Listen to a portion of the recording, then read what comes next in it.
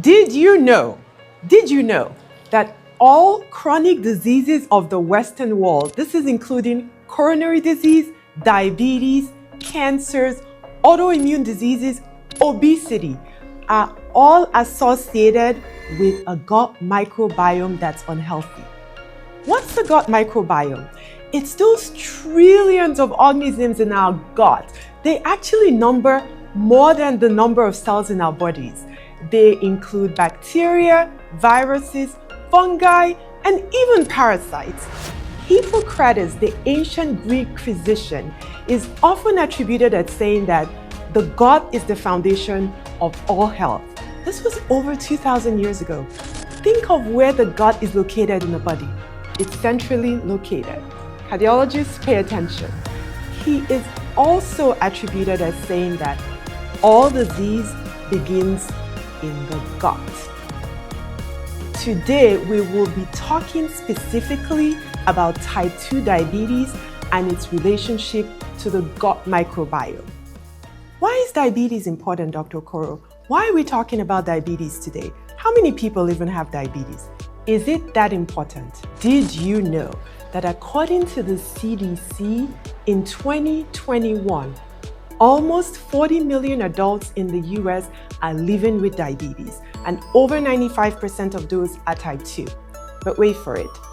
Pre-diabetes, almost 100 million. That's almost 40% of Americans. Put another way, that's over 1 in 3 Americans. So yes, diabetes is of utmost importance now, and it's going to become even more important in the future. In my last video, I mentioned that the altered gut microbiome can lead to type 2 diabetes. Today, I'm going to be explaining exactly how that happens and what you can do about it. Now, know this as the good news. You don't have to live with diabetes just because your parents or your grandparents did. People who live with diabetes are noted to have something called intestinal dysbiosis. What is that? Remember that you have an balance in your gut of good gut bacteria and the bad guys. When there is an imbalance, that's what we call dysbiosis. What it does is it leads to inflammation of the gut barrier. What's the gut barrier? Remember that layer of cells that separates the inside of your gut, which is where you have all the bacteria and the food you're digesting, and the outside, which is where you have the rest of your body. Now, that gut lining is one layer thick, and those cells are separated by something we call tight junctions. When there's inflammation of that barrier by the bad bacteria, it leads to a mechanism called, wait for it, leaky gut. So leaky gut is a mechanism. It's not an actual diagnosis. But when this occurs, toxins are able to pass through those tight junctions in the barrier, invade your body, cause systemic inflammation, and, wait for it, insulin resistance, which leads to type 2 diabetes. What we're talking about is that bad bacteria cause inflammation in the gut lining, cause leakage of bacterial products, which cause inflammation, which lead to insulin resistance, which after many years, bingo, type 2 diabetes. Now, let me explain exactly how this happens. Remember I just said that type 2 diabetes happens as a result of insulin resistance. All right, so what is insulin? Insulin is a hormone that's produced in the pancreas that regulates your blood sugar levels. What does it do? Well, when you eat, especially carbohydrates, foods that contain refined sugars, insulin is released from your pancreas and makes the blood glucose go from the bloodstream into cells that need it for energy production. Now think of insulin as the key that unlocks the cells and allows glucose to enter. Well, why can't the glucose just stay in the bloodstream? It's toxic, so you really don't want it there in large amounts. So when we say people are insulin sensitive, it means that insulin as a key is working really well. What happens in people who are living with diabetes, who have intestinal dysbiosis, who have this overwhelming population of bad bacteria? Here's what happens. When they are insulin resistant, that lock on the cells that's supposed to let sugar into the cells, it becomes faulty. And that key, the insulin, no longer works effectively. This is because of inflammation, again caused by dysbiosis, which is an overwhelming growth of bad gut bacteria. What happens? You're at home and you want to get in your house and your key is faulty. What are you doing? You're squeezing, you're twisting. That's the same thing with insulin resistance. Because the key is faulty, the body thinks it needs to produce more and more insulin, more energy, right, to get the sugar from the bloodstream into the cells.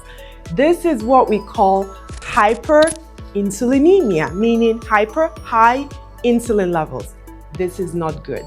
This diminished response to insulin means that glucose starts to build up in your blood instead of entering the cells. Now, this excess glucose is first stored in the liver as glycogen, but the liver can only store about 1/4 pound. That's nothing. So because you're eating so much refined sugar, carbohydrates, ultra-processed foods, the body is needing to store glucose a lot in people with insulin resistance. So where does this glucose go? After the glycogen stores in the liver are maxed out, you start to store it as, you know it, fat around the abdomen. Now, this fat also contributes to insulin resistance because fat cells also prevent glucose from coming in. This fat is not distributed all over your body like normal fat. It goes around your internal organs and it's what we call metabolically active. So think about it like this. Insulin is a building hormone. When you eat, it's like storage. The body stores energy as fat. The more you eat, when you're insulin resistant, the bigger you get. The bigger you get, the fat cells get bigger, the more insulin you need to get glucose into cells. It's a vicious cycle. Now, this is why some people find it very difficult to lose weight. It's what you eat and when you eat it. So more on that later. But you know, as doctors, we can tell if someone is insulin resistant just by looking at them. You look at your midsection. Is it huge? Has it been getting bigger over the years? Are you thinking, well, I'm just getting old? No, that's insulin resistance. That's fat that's building up from excess sugar that doesn't know where else to go. Now, this is the good news. Know that it can take many years to go from insulin resistance to type 2 diabetes. And guess what? During that time, you can make a lot of changes. You do not have to become diabetic. Diabetes, however, is the end stage of insulin resistance. What happens? The insulin is no longer effective. Even though you have high levels of insulin, blood glucose levels rise. And that's when your doctor tells you, sweetie, you have diabetes now. So let me give you some numbers to make this make sense. As I'm standing now, I have a normal blood glucose level, okay? Normal blood glucose level is usually anything under 100. That's the normal level. How much glucose do you think it takes to maintain a normal level of glucose in the bloodstream? Just guess. 1 teaspoon. Just 1 teaspoon. 1 teaspoon of glucose is 5 grams. Now, just to show you how hard your body has to work to keep your blood sugar levels normal. How much glucose do you think is in a cup of orange juice? That's 20 grams. Remember that at each point in time, your body should only have 1 teaspoon circulating for normal glucose levels. And you just drank a whole 8-ounce glass of OJ. That's 20 grams. That's already 4 times the amount of sugar that should be circulating at any one time. So whoever drinks OJ alone, now we're gonna have Raisin Bran.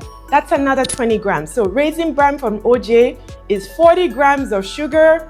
That's 10 times how much should be circulating. So that's your whole body in overdrive. Your pancreas, let's release the insulin, let's get the sugar out of here. And the sugar is like, oh my God, where are we gonna go? It goes around your midsection. You become insulin resistant. Okay? That is what is going on. Does everybody become insulin resistant? Does everybody get diabetes? Do you just wake up and it happens? What causes it? We're going to talk about that. Number one, let's talk about genetics. We all know those people where they just say, well, diabetes runs in our family. That's true. When you have a natural predisposition, it means you cannot be average. You can't just eat anything you want if you don't want to get diabetes. You also need to watch this video. Number two, we know it, diets.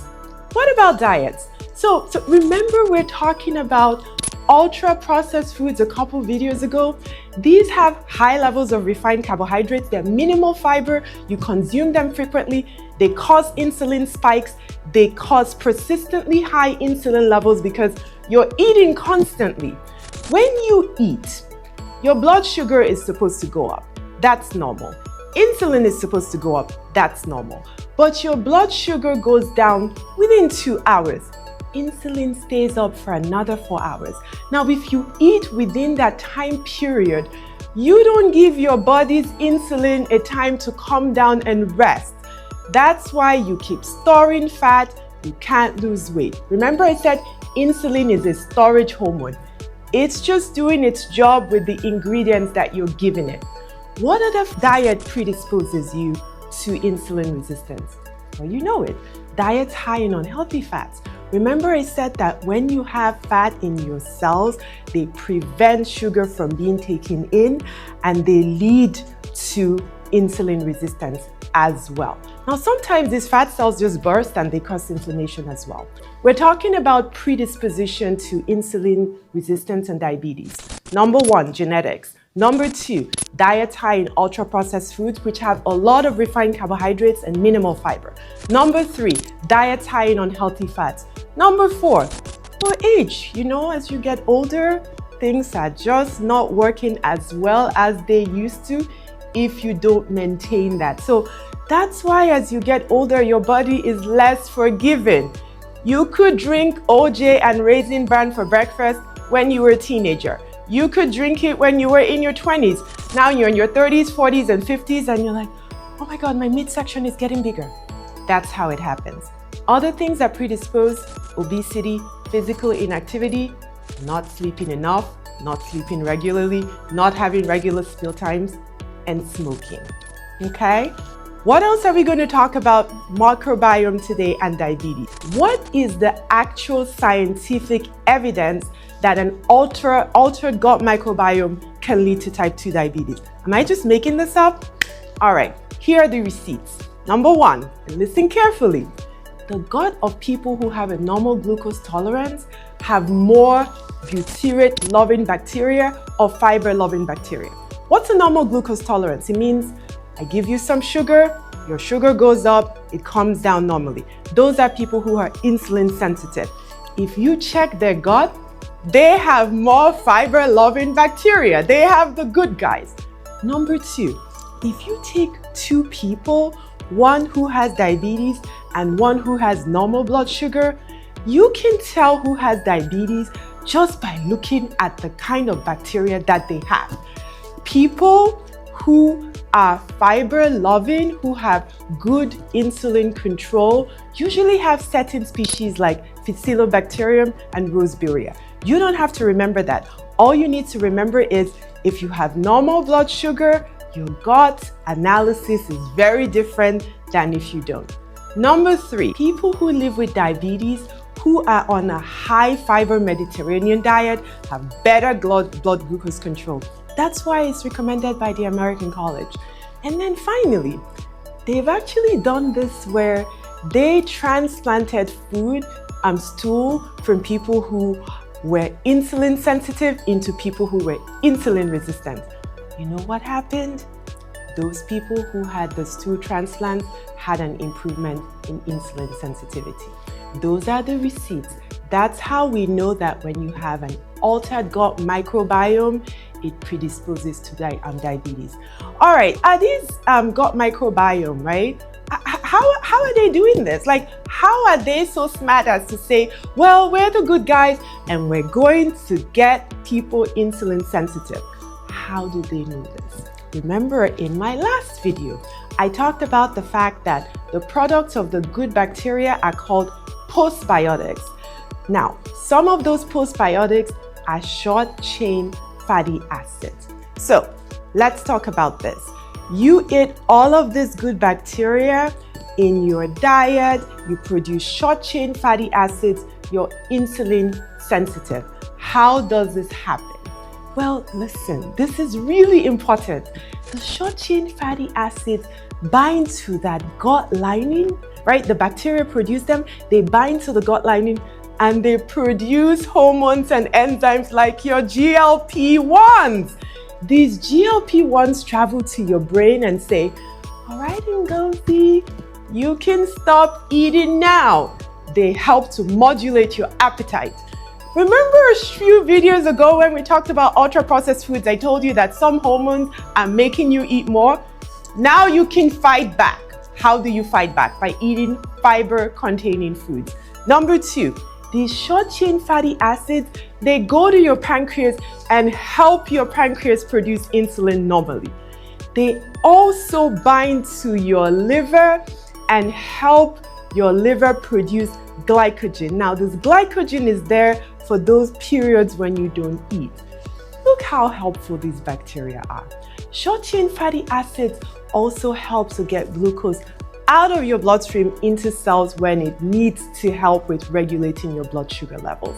That's 4 fabulous reasons why we need to eat high fiber foods, because they produce short-chain fatty acids that help to prevent overeating, that help your pancreas produce insulin normally, that stimulate glycogenesis, is which production of glycogen, which is there for when you don't eat, and they help to get glucose out of your bloodstream into cells. I'm in for that. Now, we've talked about intestinal dysbiosis predisposing to diabetes. We've talked about how bad gut bacteria can cause inflammation that leads to diabetes. We've talked about insulin resistance and how it causes diabetes. And we've talked about how gut bacteria helps to prevent sugar regulation. How do we get these good gut bacteria that produce these amazing short-chain fatty acids? Because we all want some. Remember, a couple of videos ago, I mentioned the American Gut Health Project. What did it say? It says that the people who had the best gut-loving bacteria, the best butyrate-producing bacteria, what were they doing? They were eating 30 different plant-based foods a week. They interviewed over 10,000 subjects in over 40 countries. Guess how many people were actually eating that? 1 in 250 had this variety. That's a fun fact. But did you know how many edible plant products there are on Earth? 250,000. So don't forget, it includes fruits, it includes vegetables, it includes nuts, it includes seeds, it includes herbs, it even includes spices. Let's give a real-world example. You're at a conference, you ate the standard American diet, you had a burger for lunch, you had ice cream for dessert. Your body takes what it needs in the small bowel, which is where digestion occurs. Now, the residue of that burger and ice cream, it gets to the large intestine. Guess who you're feeding? It's feeding the bad bacteria. You know the postbiotics that these bacteria produce? Listen to what they sound like. Ammonia, hydrogen sulfide, secondary bile acids. You know, these things smell nasty. They produce pro-inflammatory and pro-carcinogenic, that means cancer-causing substances in your gut. So when you eat the standard American diet, you are building a gut microbiome that's friendly to chronic inflammation and disease. So now here's what happens. Your friend sends you a video with this talk and you're like, oh my God, no, we're not doing that anymore.